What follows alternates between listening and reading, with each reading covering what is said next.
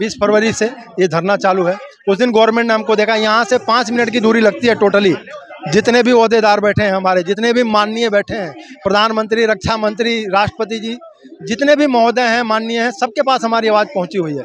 दूसरी आवाज़ हमने अपने पहुंचाई थी पूरे देश से 3 अप्रैल को, जो हमने हर डिस्ट्रिक्ट के जो जिला मजिस्ट्रेट हैं, डीएम हैं, उनके थ्रू अपना ज्ञापन सौंपा था और उन्होंने हमको आश्वस्त किया था और भेजा है। और उसकी जो प्रतिलिपि होती है, जो एक्नॉलेजमेंट होता है पोस्ट ऑफिस का, वो हमको दिखाया गया कि हमने आपकी मांगों को गवर्नमेंट के पास भेज दिया, रक्षा मंत्री, प्रधानमंत्री और राष्ट्रपति के पास।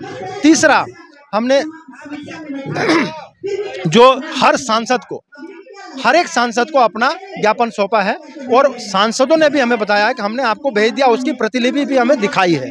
तो सरकार के पास तो हमारी आवाज़ पहुंच गई है। हम सरकार से यही चाहते हैं कि एक अच्छे ढंग से, क्योंकि हम एकदम सिस्टमेटिक तरीके से अपनी मांग को मांग रहे हैं, अनुशासित ढंग से मांग रहे हैं, सरकार भी अपने अनुशासन का परिचय दे और शांति प्रिय जो आंदोलन चल रहा है, इसको शांति ढंग से, हमारी जो सही मांग है, जो उचित मांग है, उसको पूरा करें।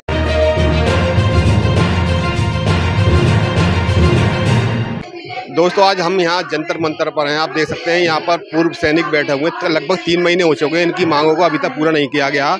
आइए उनसे बात करते हैं, आखिर वो उनकी क्या मांगे हैं, क्यों धरने पर बैठे हुए हैं। सर, आप 3 महीने से यहाँ बैठे हैं। जय हिंद। मैं पूर्व सूबेदार बीके पांडे, कारगिल युद्ध विजेता, प्रयागराज से। सर, हमारी मुख्य मांगे हैं जो OROP 2 की, वो एक तो डिसेबिलिटी पेंशन की है, MSP की है और वीर नानी का है। क्योंकि ये जो 3-4 मुद्दे हैं, ये ओपन में सबको दिखाई दे रहा है।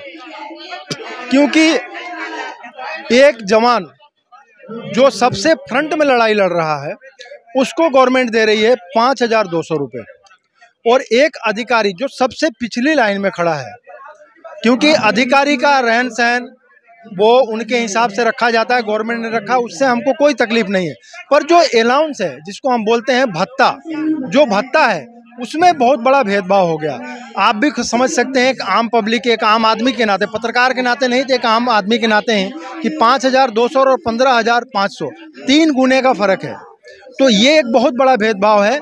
इससे हमारे जो सेना में सर्विस कर रहे हैं, उनका मनोबल डाउन हो रहा है। और हम अपनी मांग इसलिए गवर्नमेंट को बताना चाह रहे हैं कि हम अपने पैसे के, अपने फायदे के लिए नहीं, हमारी भारत की सेना मजबूत हो। सेना मजबूत है तो हमारा राष्ट्र मजबूत है। आज जो राष्ट्र का सम्मान होता है, सैनिक एक राष्ट्र का सम्मान होता है, वो यहाँ सड़कों पे खड़ा है। 87वां दिन है आज, 87 दिन से हम यहाँ बैठे हैं, पर हमारा विरोध करने का ढंग अलग है। शांति प्रिय आदमी है, क्योंकि हमने अनुशासन सीखा है, शुरू से हम अनुशासित हैं। दूसरा चीज़, हमारे पास बहुत सारा लोगों का, पूरे देश का सपोर्ट मिल रहा है, लेकिन हम किसी भी ऐसे व्यक्ति को जो राजनीति में हो, उनको हम अपना मंच साझा नहीं दे रहे हैं। अच्छा, 87 दिन हो चुके हैं आपने जैसे बताया, लेकिन अभी तक कोई आपकी समस्याओं पे कोई गौर नहीं किया गया है। तो क्या लगता है आपको, गौर आप आगे कब तक ये आपको धरना जारी रहे? देखिए, धरना तो हम तब तक चलाएंगे जब तक हमारी मांग मानी नहीं जाती। गौर करने की तो बात ही अलग है। और सरकार के कानों पे हमने लाउड स्पीकर बजा के सुनाया है। क्यों? हमने फर्स्ट कॉल दिया था 20 फरवरी से ये धरना चालू है। उस दिन गवर्नमेंट ने हमको देखा, यहाँ से 5 मिनट की दूरी लगती है टोटली। जितने भी ओहदेदार बैठे हैं हमारे, जितने भी माननीय बैठे हैं, प्रधानमंत्री, रक्षा मंत्री, राष्ट्रपति जी, जितने भी महोदय हैं, माननीय हैं, सबके पास हमारी आवाज़ पहुंची हुई है।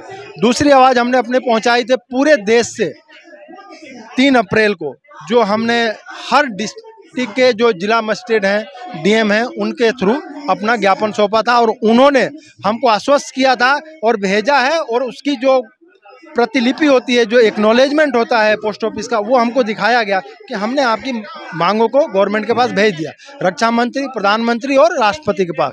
तीसरा, हमने जो हर एक सांसद को अपना ज्ञापन सौंपा है और सांसदों ने भी हमें बताया है कि हमने आपको भेज दिया, उसकी प्रतिलिपि भी हमें दिखाई है।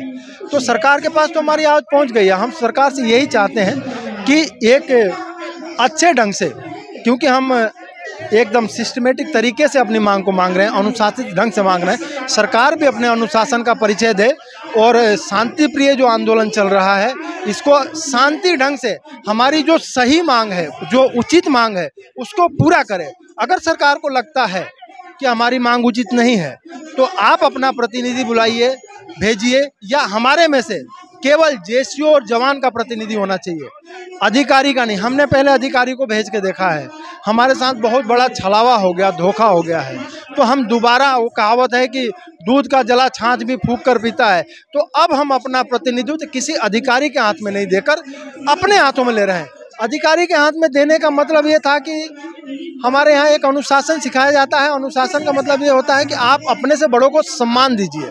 हमने अपने अधिकारियों को सम्मान दिया, पर वो अधिकारी, कुछ अधिकारी, सारे अधिकारी गलत नहीं होते, कुछ अधिकारी उस सम्मान के लायक नहीं है। उन्होंने हमारे साथ धोखा किया, भेदभाव किया। इसकी वजह से हम चाहते हैं कि हमारा प्रतिनिधि, हम चाहे एक सिपाही हो, एक जवान से लेके एक ऑर्डिनरी सूबेदार मेजर, ऑर्डिनरी कैप्टन साहब तक करें, ताकि हमारी सही मांग गवर्नमेंट तक पहुंचे।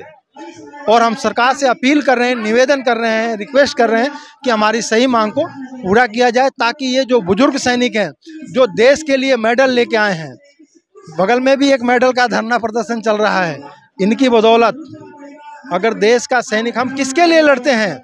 हम देश के लिए लड़ते हैं। हम केवल अपने परिवार के लिए, अपना जान बचाने के लिए नहीं लड़ते हैं। भारत का सैनिक एक ऐसा सैनिक है कि गोली चलते हुए भी बोलता है, आ जाओ, हम तुमको देखते हैं। और किसी देश का सैनिक ये क्षमता नहीं रखता, किसी भी देश का सैनिक। हम हर देश के सैनिकों का सम्मान करते हैं। हम राष्ट्रपति, प्रधानमंत्री, रक्षा मंत्री, सबका सम्मान करते हुए ये आग्रह कर रहे हैं कि हमारी उचित मांगों को पूरा किया जाए, जल्द से जल्द किया जाए, ताकि हम अपने घर को लौट के चले जाएं। नहीं तो आने वाले टाइम में एक बड़ी कॉल होगी, फिर वो सरकार के लिए एक चुनौती भरा कार्य हो जाएगा। क्योंकि हम अनुशासित हैं, हमें पता है कौन सा काम करना चाहिए और किस तरीके से करना चाहिए। ये जितने हैं, सबने वही चीज़ सीखा है जो आज ऑन ड्यूटी लोग कर रहे हैं, ये करके छोड़ दिए। बंदर बूढ़ा हुआ, गुलाठी मारना नहीं भूला है। तो सरकार को इस बात का ध्यान देना चाहिए। और देखिए, एक वोट हमारे पास भी है, हमारा, और एक सैनिक कम से कम 50 व्यक्ति को प्रभावित करता है अपने समाज में। क्योंकि सैनिक आज भी रिटायर होने के बाद भी, पेंशन आने के बाद भी समाज से जुड़ा रहता है, और समाज से जुड़कर देश सेवा, समाज सेवा करना चाहता है। तो उनके फ्लोअर बहुत होते हैं। मैं आज भी, मैं अपनी बात कर रहा हूँ, मैं उत्तर प्रदेश सरकार में उत्तर प्रदेश अपराध निरोधक को प्रतिनिधित्व कर रहा हूँ, एक क्षेत्रीय प्रभारी हूँ, और एक अच्छा समाज, एक अच्छा वातावरण, एक भय मुक्त वातावरण देने की कोशिश कर रहा हूँ अपने समाज में। ये भी एक सेवा है, ये भी एक राष्ट्र सेवा है। और हमारे लिए राष्ट्र सेवा से बढ़कर कोई सेवा नहीं होती, और राष्ट्र धर्म से बड़ा कोई धर्म नहीं होता। फिर एक बार आपके माध्यम से चाहूँगा कि गवर्नमेंट हमारी उचित मांगों को माने और हम अपने घर को जल्द से जल्द लौट कर जाएं। जय हिंद, जय भारत। आप सभी लोगों का बहुत बहुत धन्यवाद। धन्यवाद, आपका भी बहुत धन्यवाद। तो ये थे पूर्व सैनिक, और इनका कहना ये है कि अगर सरकार उनकी मांगों को मानेगी, क्योंकि अगर नहीं मानेगी तो हम इसका अपना धरना जारी रहेंगे, और एक ना एक दिन सरकार हमारा मांगों को जरूर मानेगी, क्योंकि हम एक जनहित की, एक अपने साथियों की लड़ाई लड़ रहे हैं। तो दोस्तों, मिलते हैं किसी नई वीडियो के साथ, तब तक के लिए जय हिंद, जय भारत।